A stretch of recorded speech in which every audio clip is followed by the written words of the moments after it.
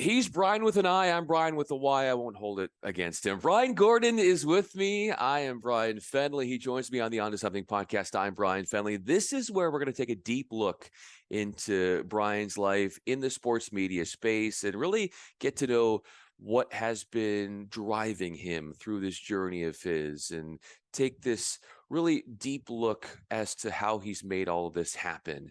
He certainly is SVP executive producer right now of Broadcast National Women's Soccer League, but he's done so much in the industry, and we're going to get to know him on a personal and also a business look. So a deep look, Bryan. I'm excited to have you on. Thanks for doing this. I'm really looking forward to this. Bryan, thank you. And I won't hold it against you that it's Bryan with a Y either. So no, these have been great. I've seen a lot of the previous episodes that you've done with a lot of my colleagues. So I appreciate the opportunity to share my story with you.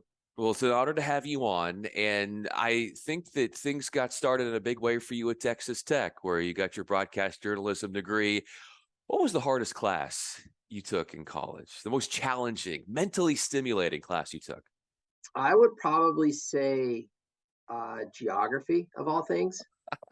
It was just geography. So at Texas Tech back then was not known as a mass comm school. It's an engineering school. So when I went in to talk to my counselor to say, hey, I want to be in broadcast journalism, then she said, okay, let's line these classes up, which was let's take some phys ed classes because that's sports, and then take a journalism degree. And so to get that journalism degree, you needed some science classes. So I took geography, and that was hard, super hard. But on the flip side of that, they assigned me to football.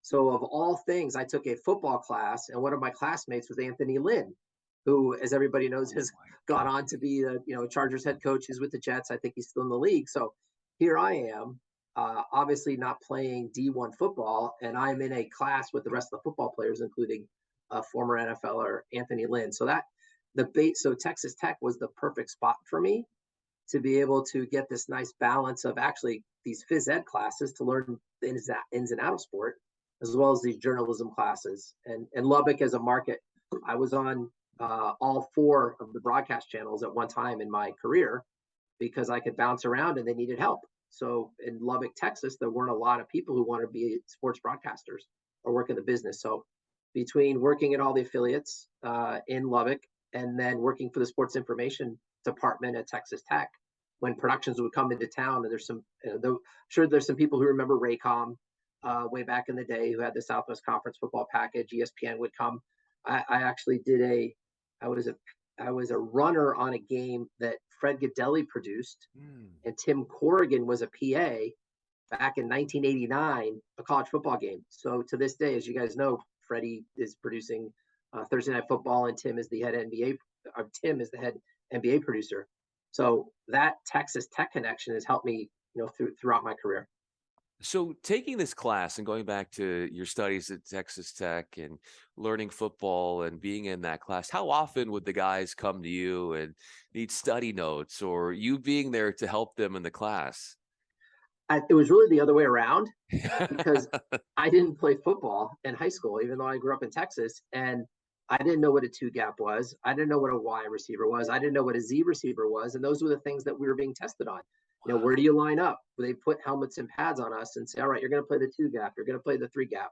We needed Coach Madden out there, of all people, to tell us, this is where you need to go. This is what you need to do. So I was really relying on them for their help versus them coming to me on where to line up and what to do. Bryan Gordon is with me. I'm Bryan Fenley. In a way, in studying football and all the nuances and all the terminology and all the complexities of it, how can that, in a way, parallel understanding the business of sports media? And so much of it is unknown, and you really got to immerse yourself into it, sort of like you did in that class learning football.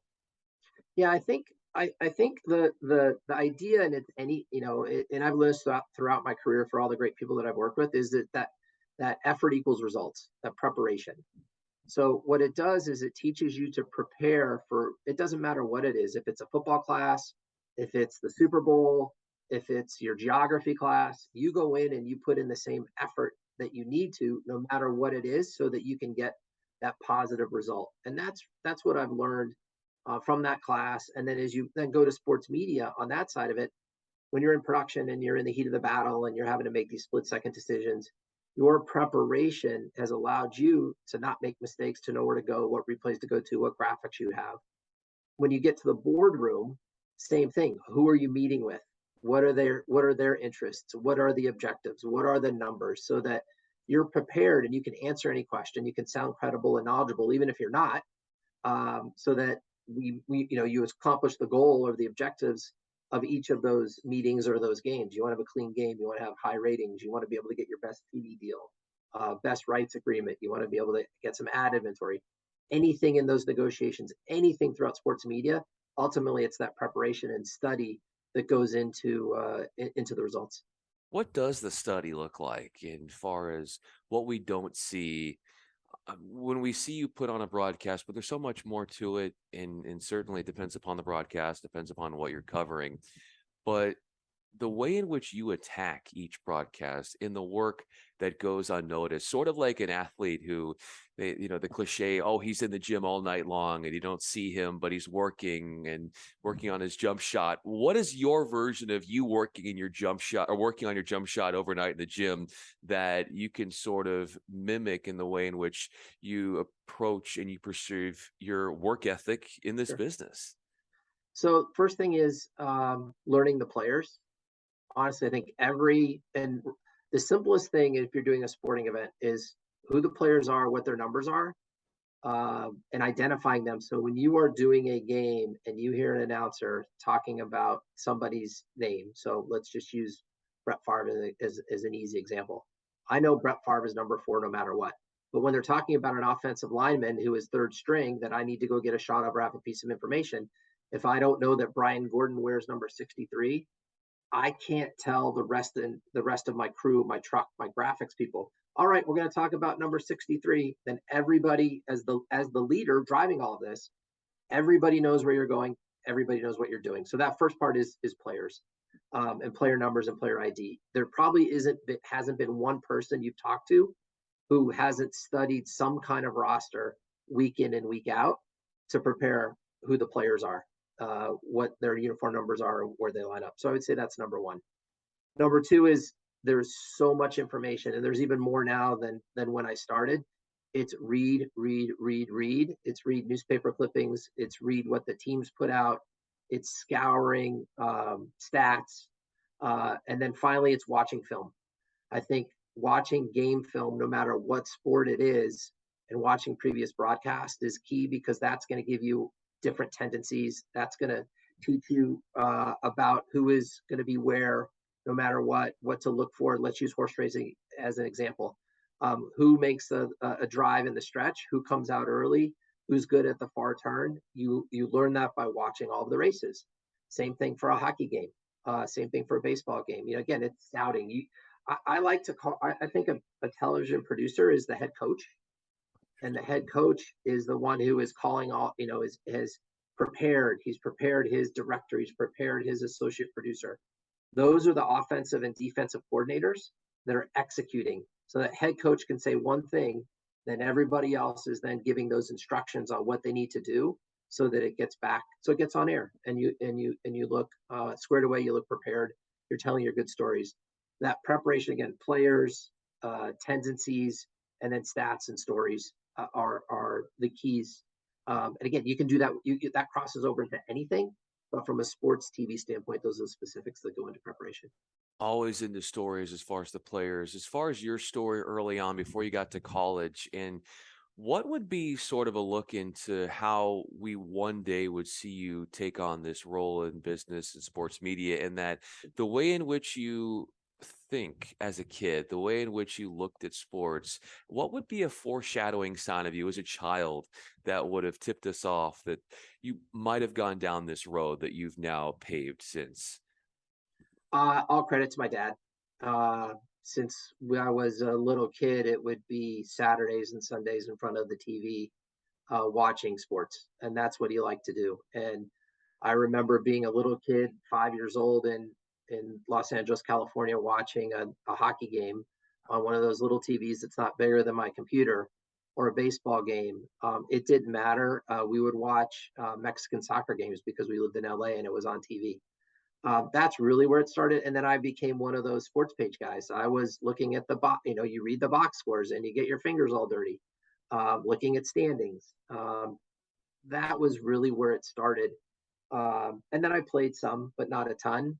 But I was always interested in. I always watched, and it was just because of my dad. That was really our bonding experience, was being able to sit down and watch games and bond over the Boston Bruins. I have one professional sports team that I love, and I will always love, because my dad was a Bruins fan, and we lived all over the country as a kid. I had Eric Coryell when I lived in San Diego, so this is the other part of the story, is I lived in towns that had great sports traditions that were born during that time. So in San Diego, I lived there when it was Eric Coryell and Fouts.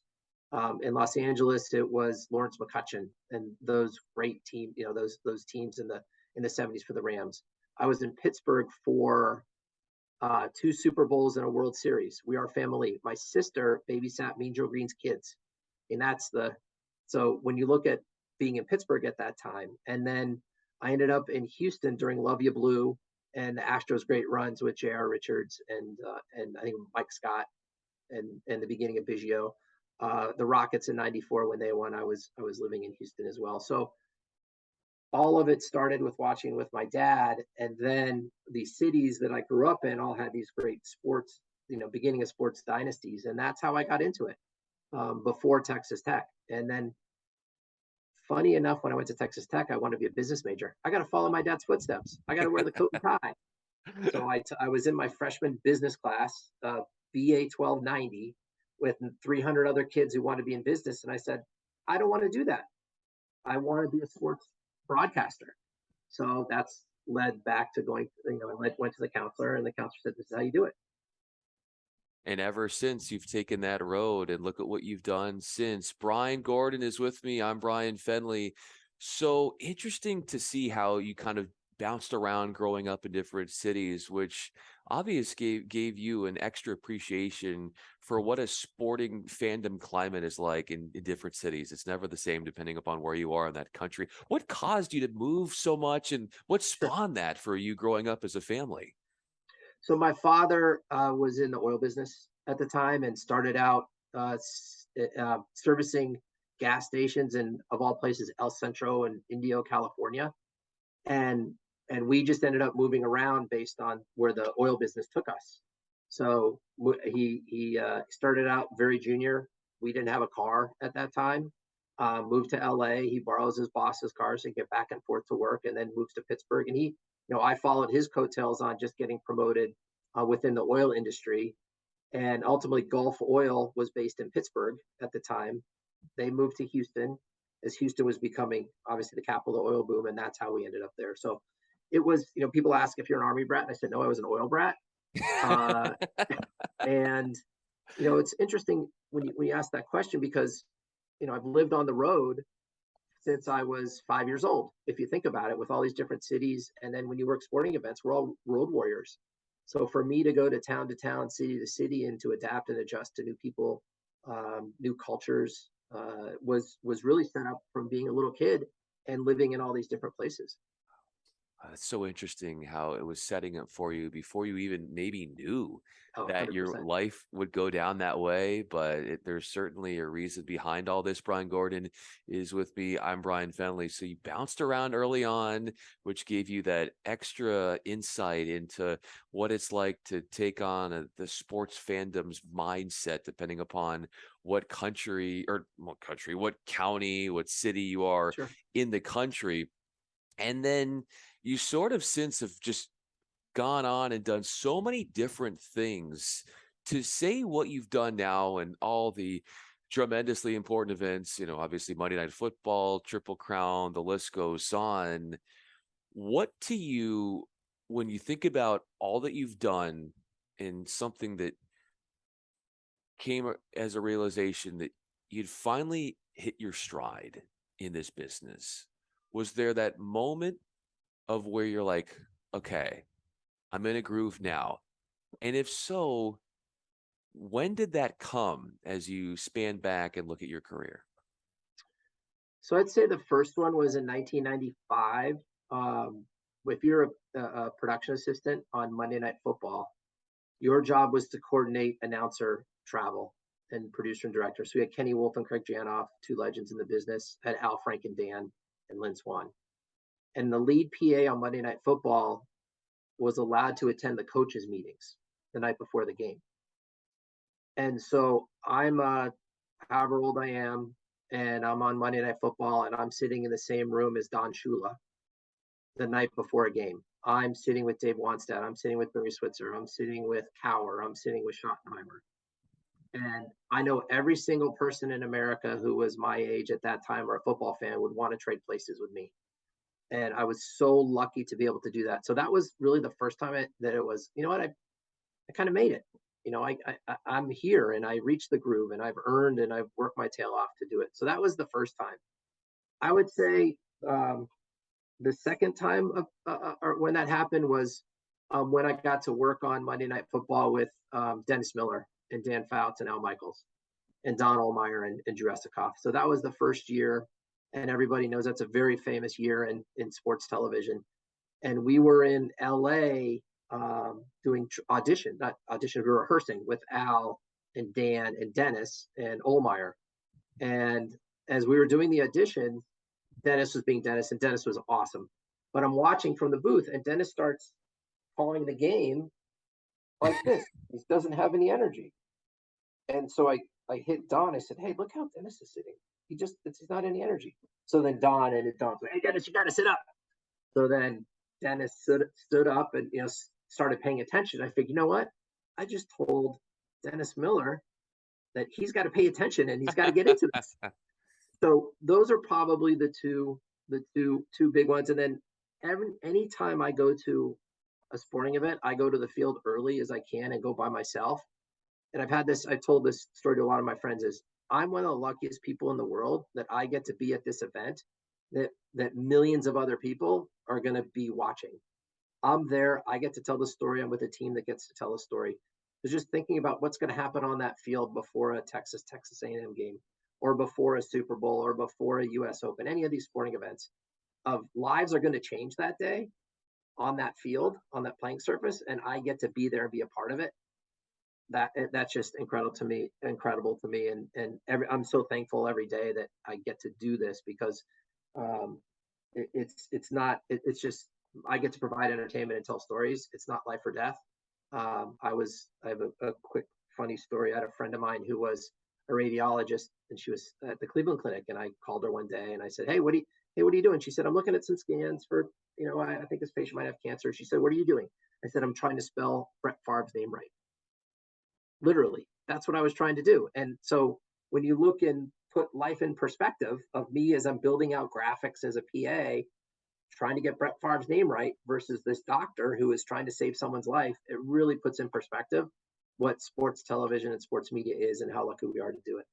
How are you able to separate the constant grind that comes in this business with then being so enlightened in terms of your gratitude? I've worked really hard at it to make sure that I keep calm and stay focused and realize what's important and what's not important. I have a 5-year-old son now, which even exacerbates that. That just, what is the meaning of what you're here to do? I'm here to raise a son. I'm here to be with my wife and make sure that I'm contributing to society in a positive way.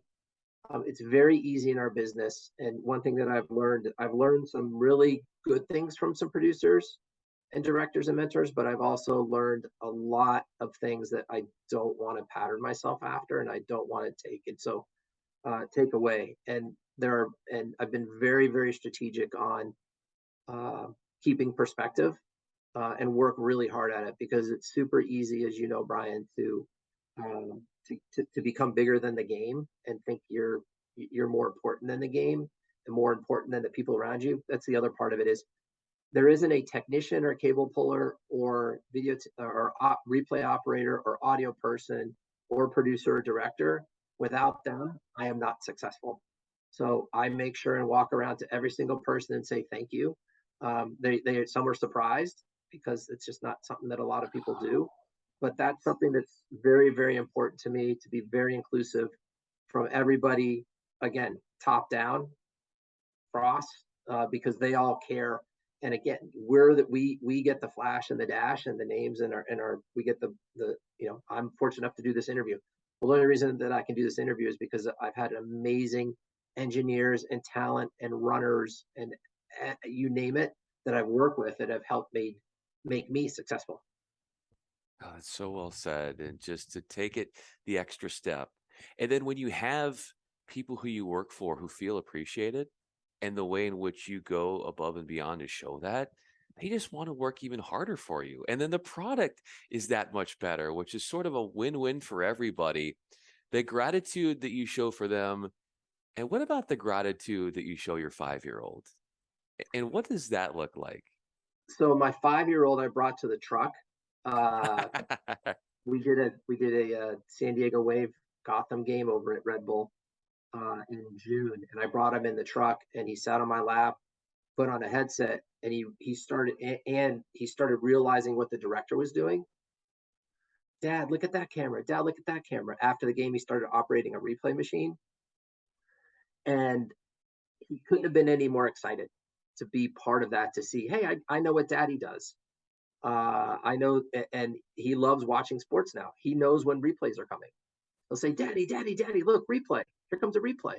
Daddy, you got to watch. It's this, whatever sport it is, he's into it." And for me to be able to share my love with him, and now that he likes it, there couldn't be any better. I couldn't ask for anything better from him. And you talk about that gratitude, just how much he's into it, how much he loves it, how much he's understanding it. Really, really, it makes my day. Getting a little lump in my throat right now talking about it because it's super special.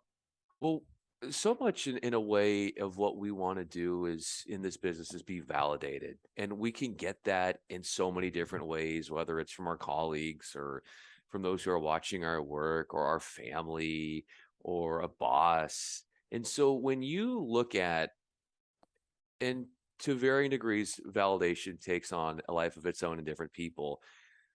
But how much of what powers you from a validation standpoint is to, like you said, see your son, even at his young age, take interest in what you're doing, just to once again show you just what you're doing and that he really does take inventory and stock of it. It means the world. It means the world because my dad was my hero growing up, and I wanted to be like him, and follow this business track. And I thought that that's what would be successful. Now, for my son to see what I do and possibly influence his decisions is incredible. I also think that bringing him into a work atmosphere of seeing teamwork and who does what, and you show that to a 5-year-old kid, it has a positive impact on them. Of hey, this is the director, and this is how, and you address this person as this, and this is our replay operator, and you address this replay operator that way. I think that just sets a great tone of what we talked about before of that gratitude and being patient and welcoming and how you treat people. And I think I'm very proud in this business that there are a whole bunch of runners and PAs who I work with that are now producers and directors of lead games. So Drew Kaliski, who's over at CBS doing their pregame show, he was a PA way back in the day. Jeff Dufine, I think he did Stanley Cup. He was a PA way back in the day. Jeff Evers, who works at ESPN. There's a long list of people who are now the top of their game, who are all people that I work with that were either PAs or runners. So it's almost as if I treat them as they're my kids, because the gratitude that you get of, hey, great job, and you still have that rapport with them is the same that I have with my son right now of mentoring them. This is how you want to treat people. This is the homework that you need to do. This is the gratitude you need to show. And every one of those people that I just mentioned are great people and great people to work for. And when you talk to crew members and talk to the other people, they just have nothing but great things to say about it.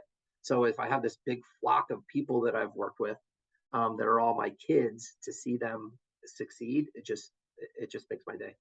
Well, this is really at the core of why I wanted to bring you on because of what you do for others in building them up. It's like there's this expansive coaching tree, like we know in the NFL. It's like, oh, this person, well, he came from this line of coaches, and then now look at where that person is. And it's the same thing in the business of sports media and the effect that you've had on others. And what a source of pride to see, where you might have started or the humbling moments of early beginnings, and then to take it on and go do those major events like you've said and continue on to rise in this business. When you're with your son, what do you find is a moment or moments when you most are like your own dad and the way he was with Sure. you when you were 5 years old? He tried to make me cry Yeah. because you're gonna get.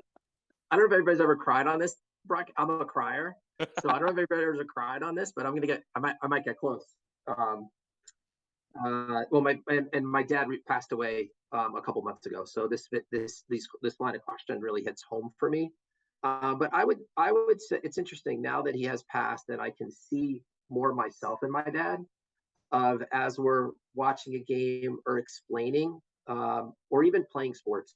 So this past weekend we were out at the beach and he just wanted to hit. He just likes to hit. And that brought me back to when my dad would be there for me to do the same thing. And that was really the next generation. And yes, Field of Dreams, do you want to have a catch? And that gets every person every time. Well, now I get to live that with my son like I did my dad. So that's one. Two is attending events. So my dad used to take me to events all the time, and that was a highlight of my life as a little kid. And then I got to reverse that and bring him to events. Um, I ended up there was I'm probably not supposed to tell this story, but I'll tell it anyway.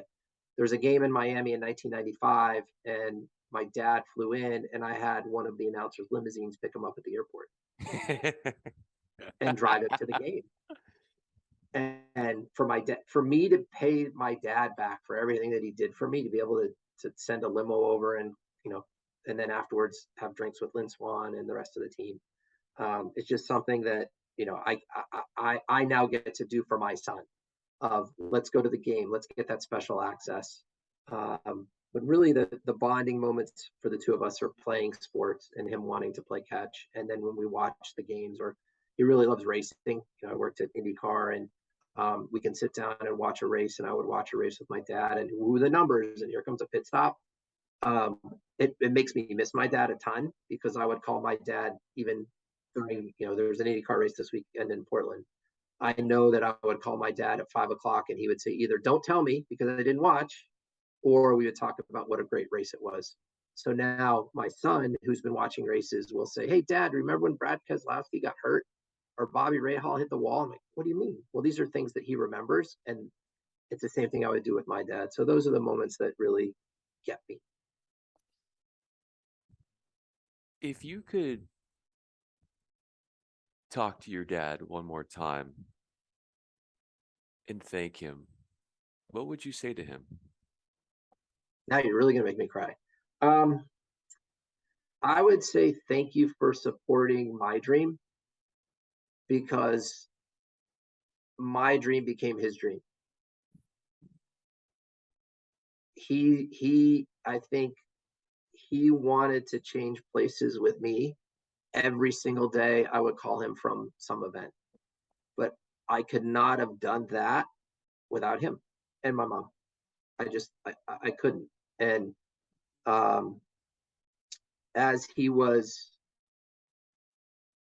passing, um, I said that. I said the same thing. I said, "Dad, thanks for letting me support me and let me live my dream." And he, that's, I said it to him before, and I'd say it to him every day. Um, because without him, yes, I made some sacrifices, and you drive around the country and you do all the things you do as a runner, and you stay 14 people in a room and you eat chicken McNuggets or whatever it is. But ultimately, for him to trust me to go out and leave the house, for 3 months at a time and check in and support me the way they needed to, emotionally and being there. I couldn't have done without them, and I'm forever grateful. And that's what I told them, and I will tell them that every day.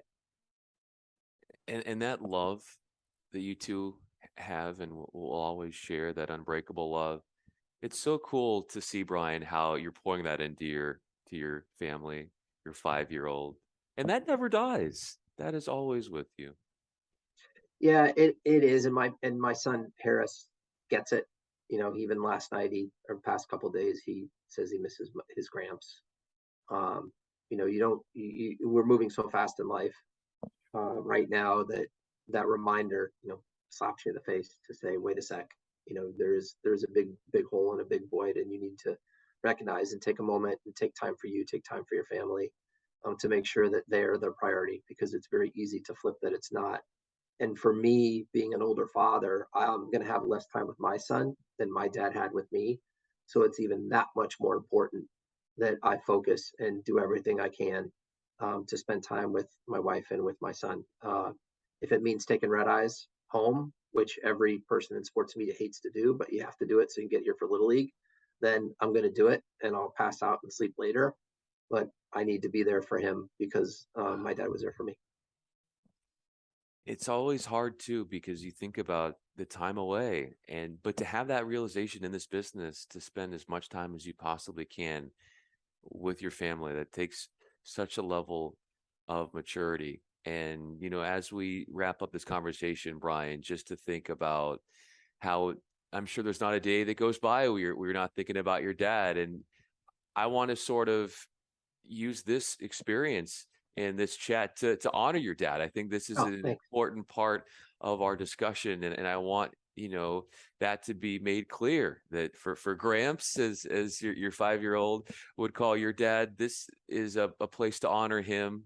And the way in which you described your relationship so eloquently is just so telling about the love that you will always have for him and that you share with others. And that's another thing I think that we encapsulated and canvassed in this conversation, is that you carry that with family and life and work, and why at the end of the day, you really are caring and meaningful in the way in which you give back.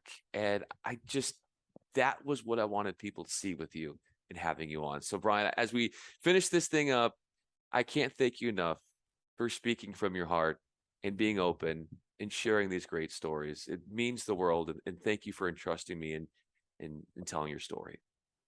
Thank you very much. It was a pleasure, and thank you for giving me the platform to do that. It was a little cathartic, actually. Felt like a little therapy session, Bryan.